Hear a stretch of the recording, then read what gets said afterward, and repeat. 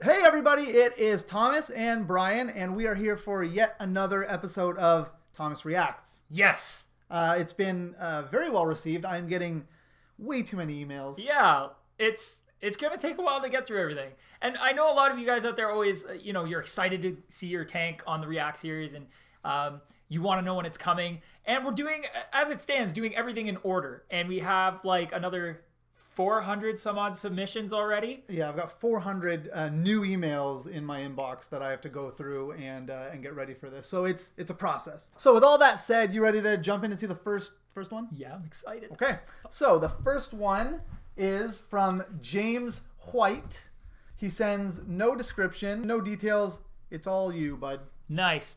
Happy and healthy looking fish. Those cherry barbs look mint. Looks like you've got some... still a tetra? Some kind of tetra that's possibly albino.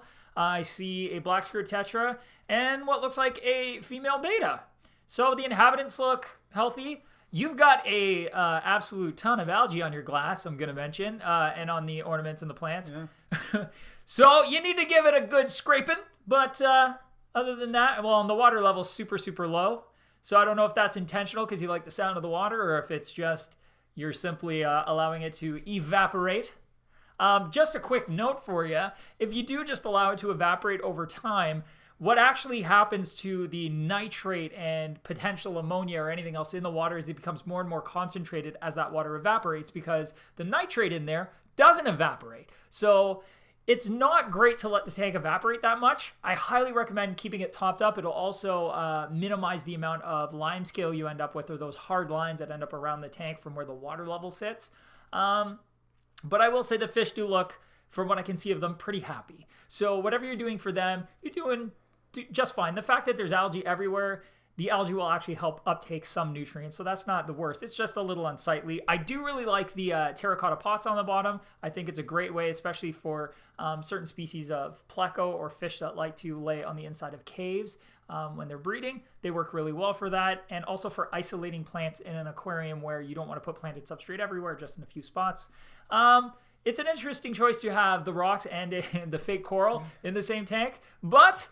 And everything's kind of like spaced out evenly. So there's some aquascaping you could improve on. Like, for instance, if you use the rule of thirds and kind of justify the ornaments to slightly one side of the tank or the other and have them kind of cascading down on an angle, that might help improve things visually for you. But I'm glad to see that you're rocking an aquarium and that the fish look pretty happy. And I hope the feedback I've given you helps you improve your aquascape and general aquarium keeping.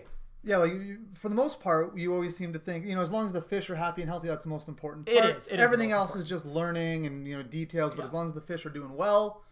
And those fish do look healthy, so. Yeah, and with more practice, switch some things around, practice the aquascaping. I mean, over time, you're going to get better and better and kind of get the eye for it. So definitely.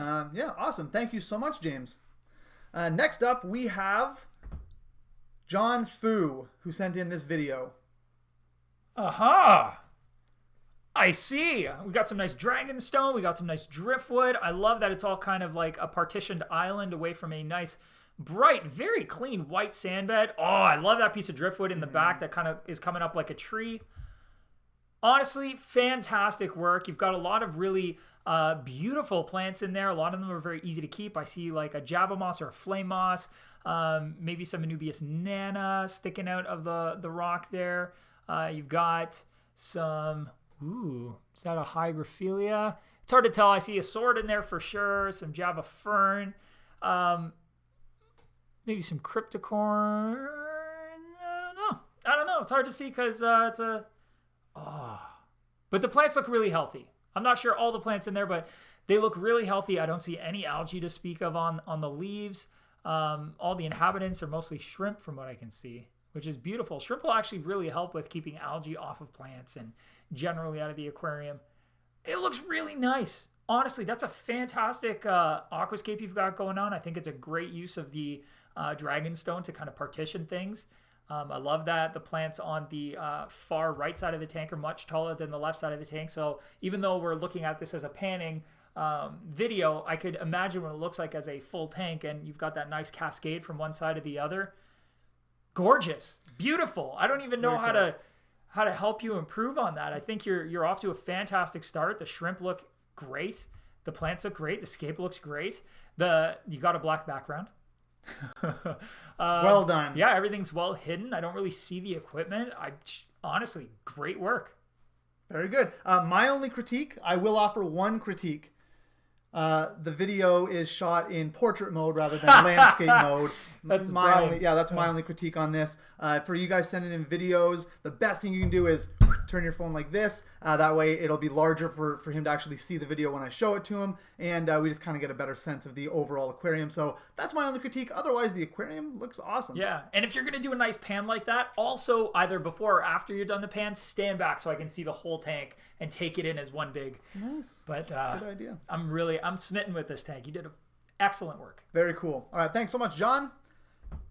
Next up is Erez G. I like it. Let me see if he offered any kind of...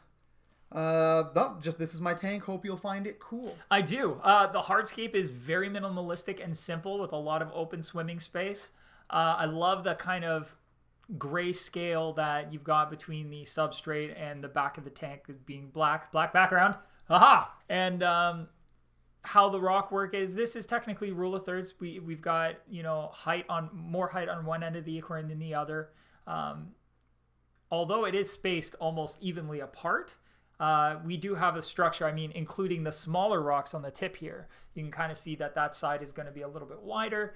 Again, the rule of thirds aren't meant to be followed exactly. It's just a general guideline, and I think this is a pretty good application of it. I love the rock you chose. And honestly, with your fish selection, these are Africans.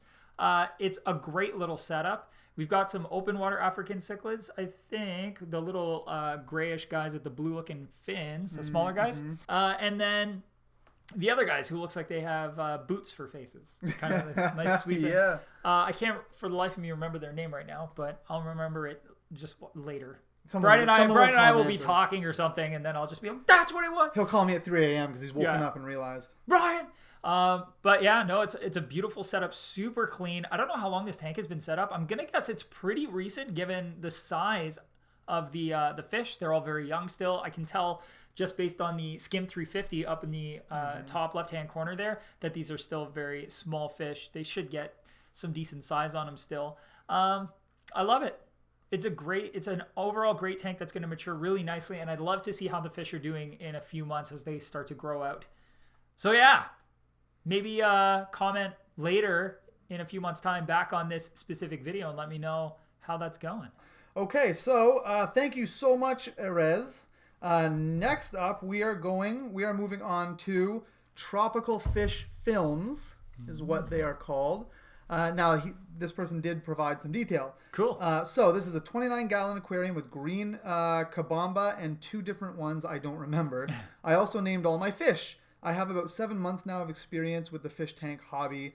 There's 25 fish in this aquarium total. He's got his little fish names list. The boys and the girls. And all the fish were bought at Big Al's. Yay! Yeah, That's I love that. awesome. That's pretty great. But yeah, that's his 29-gallon.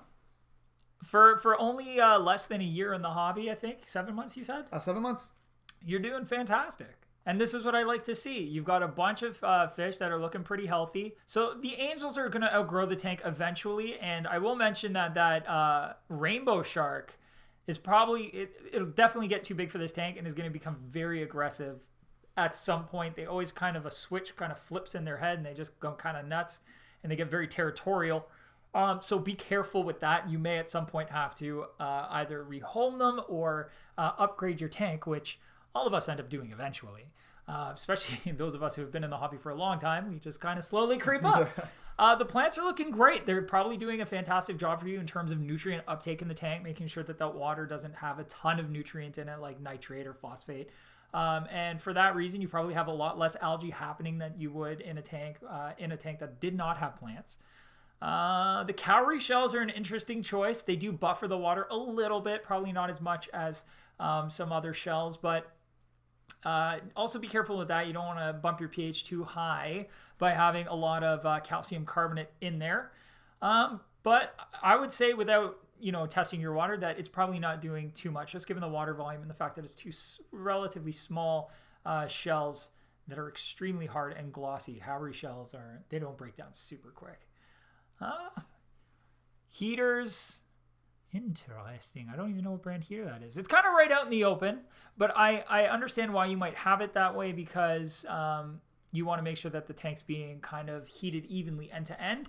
What you can do, instead of having it right in beside the filter there, making it look like it's right in between the two panels of glass, is you can move it towards the intake of the filter. So tuck it all the way on the right-hand side of the tank, right beside that intake, and the heating element, if it's that close to the intake, is going to constantly have water being pulled from around it.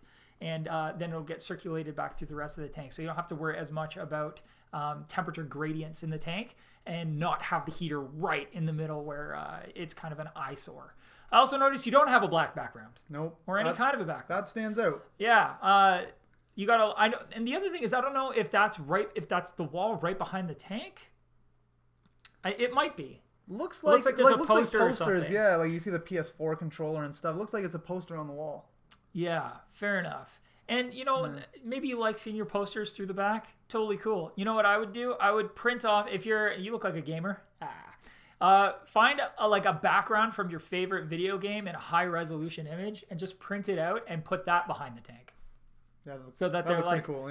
floating around your favorite game. Cool But yeah, idea. honestly, you're off to an awesome start. The fish look great. Just those cautions I had for those angelfish and for the rainbow shark.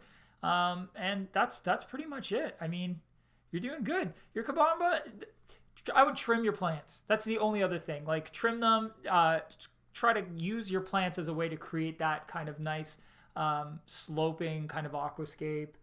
You can use them to heavily aquascape the tank. You can even bring them closer to the front of the tank and replant little bits of it and play with it a little bit more. You're off to a fantastic start, but explore that even more. I'd love to see what you do in the next 7 months of your aquarium keeping career. Yeah, for sure. Looks great.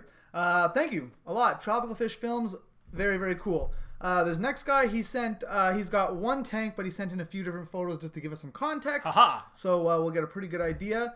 So this is... Oh, bless my soul. Yeah. It is a Jordania Rowana. Yeah, this is from Adam. Aquarium 210-gallon reef-ready glass aquarium. Beauty. Now, with this, he's got a 40-gallon long custom sump. Nice. Custom laser cut 16-gauge 304-liter stainless steel baffles, 4 custom stainless sock holders, 4 200-micron filter socks, 1 Eheim 200 air pump with 2 10-inch stones, 2 gallon K1 fluidized bed media, Okay. 4 1,000-gallon zip bags Fluval Biomax. I don't know what half of this means. 2 100 Aquarium Bio Balls, 2 500-milliliter bags of Purigen, and 2 CJ Syncra 3.0, 714 gallon per minute. That's what we got. And he sent a little video of the actual sump in 714 action. gallons per minute. Going Yeah, down, you can how see it's that's the working. media that he was talking about, the fluidized media. Yeah. It's essentially, and then the blue ones there are the bio balls from Aquarium. So he's got a lot of biological filtration going on down there. Some really good mechanical with the filter socks. Honestly, it looks like a really good setup in terms of making sure that there is zero ammonia floating around and that it is very quickly converted to much less harmful nitrate.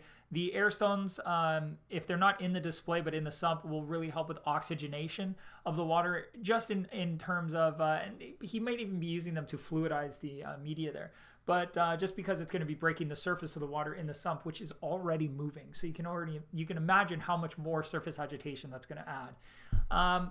And then having the dual overflows, I like that the sump is essentially on each side of it coming to a central area here where the return pumps are going to go. It is essentially just a mirrored filter. It's like 2 of the same filter attached in the middle, and these mirrored them on both sides. To add up to what is essentially a lot of very even filtration. That is the craziest sump. I've been working with Big Al's for like 4 years now, and that's the craziest sump I've seen, I think. It's pretty impressive. It's the first sump I've personally ever seen that was done with stainless steel. And that's because most people use some submarine aquariums. And in saltwater, you don't want to go down that road. Stainless steel eventually is still going to corrode in saltwater. So you'd never want to use that sump on a saltwater tank, but for a freshwater setup, that's really impressive. Nice. I like it a lot. Your fish looks awesome. I'm only seeing him from one side, but Jordini aren't too prone to having drop eye or anything. Looks very healthy, beautiful. I love the fact that the scape in the tank is very simple, but not completely barren. It's not uncommon for people to keep Arowanas in bare bottom tanks with no background or anything like that.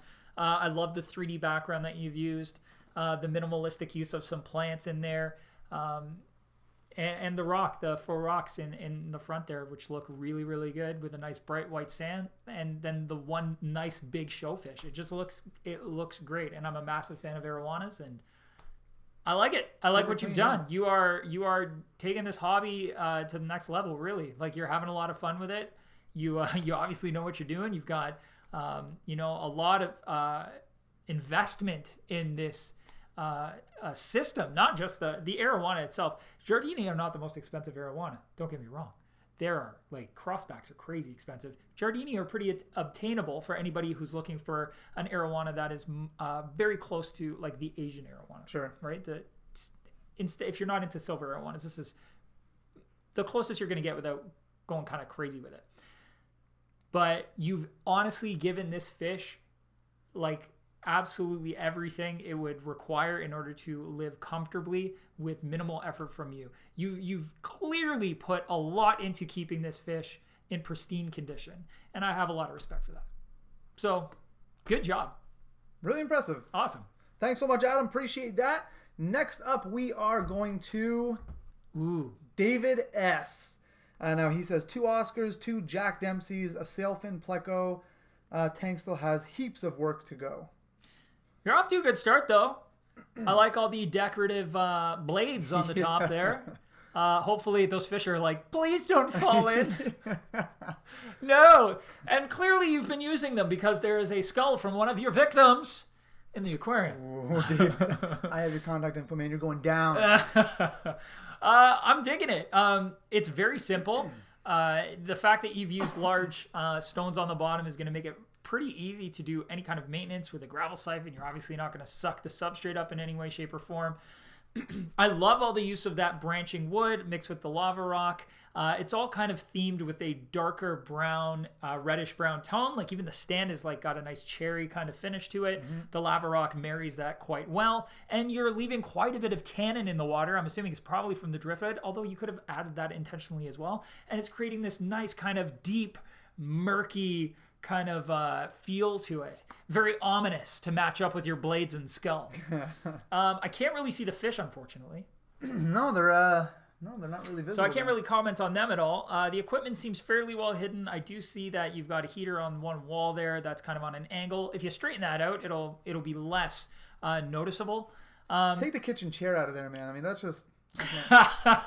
The reflection doesn't help either, but I have that problem all the time when I take pictures of tanks. So honestly, it looks like it's off to an awesome start. I'm not sure how long the tank's been set up, but it looks great. It's really crazy, like all the different styles, right? Like, flipping through these photos, it's crazy just how many different styles and tastes people have. What makes them happy? It's amazing to see. Oh, everybody kind of has their own personal taste. Yeah. And like I always say about choosing fish, it's subjective, right? So and this is one thing I love about the React series. You get to, not only do I get to see everything that you guys are doing, but you guys get to see what all of you are doing and kind of show each other the different ways you can approach setting up an aquarium and the different styles and the different methodologies people use in terms of filtration, like that crazy sump we just saw, versus something simple like a hang-on filter, which we've seen in some of the tanks before that. Like, it's just really cool. I think this is a great tank. I wish I could see the fish a little bit better just so I could comment on them more, but hey, you know what? That's one of the things about having a murky tank. I love blackwater tanks. It's not really, I was going to say it's a secret. It's not really a secret. I just don't talk about it a lot, but blackwater tanks are really cool. I love it. I think it looks cool. You think you'll do one anytime soon? Well, the next tank we're setting up is the high-tech planning tank. Yeah. I obviously can't. I'm not going to do that black water. Right. It's just kind of. But at some point in the future, maybe it's on the horizon. Maybe I would like to. But we'll see. We'll see. Cool. Thanks, David. Awesome. Next. James P.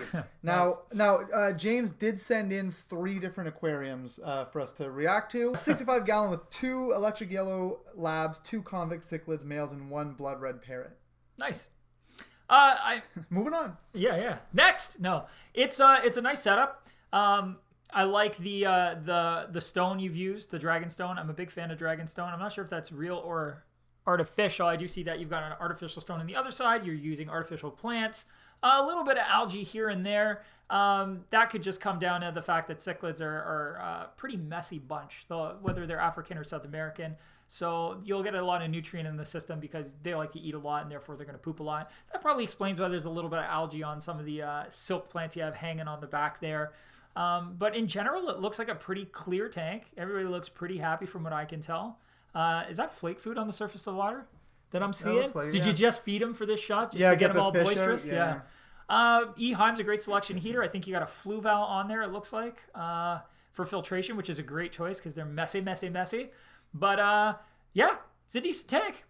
Cool. I think you're doing good. You can play with the aquascape a little bit more just so those 2 plants hanging on the back aren't perfectly spaced apart like that. You could also use them to kind of hide the equipment a little bit better, just to make it a little bit more visually attractive. But the fish look happy and healthy, which is my main concern, and everything else is looking pretty swell. But I want to look at your other tanks too, so I can't talk too much about one of them. Yeah, let's have a look. All right. Okay, this one, 38 gallon maybe?